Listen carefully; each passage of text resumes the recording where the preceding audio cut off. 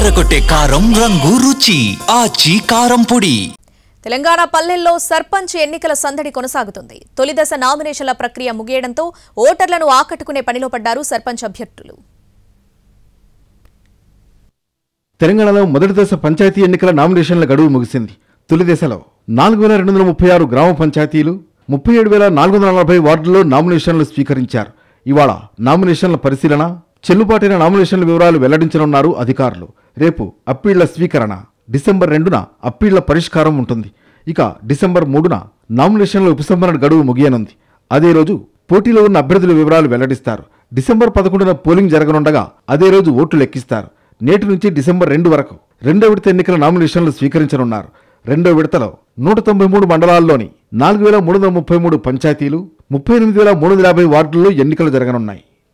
Sarpanch, ward స్థానాలకు నామినేషన్లు దాఖలు చేసే ప్రక్రియ శనివారం రాత్రి 9 గంటల వరకు కొనసాగింది.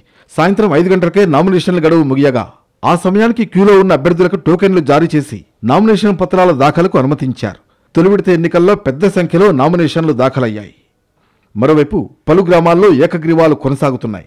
నాగర్ కర్నూలు జిల్లాలోని సీఎం రేవంత్ రెడ్డి స్వగ్రామం కొండారెడ్డిపల్లి గ్రామ సర్పంచ్ ఎన్నిక ఏకగ్రీవమైంది. ఒకటే నామినేషన్ రావడంతో మల్లెపాకులు వెంకటయ్య ఏకగ్రీవంగా ఎన్నికైనట్లు అధికారులు ప్రకటించారు. వెంకటయ్య ప్రస్తుతం కల్వకుర్తి పోలీస్ స్టేషన్లో హోంగార్డుగా విధులు నిర్వహిస్తున్నారు.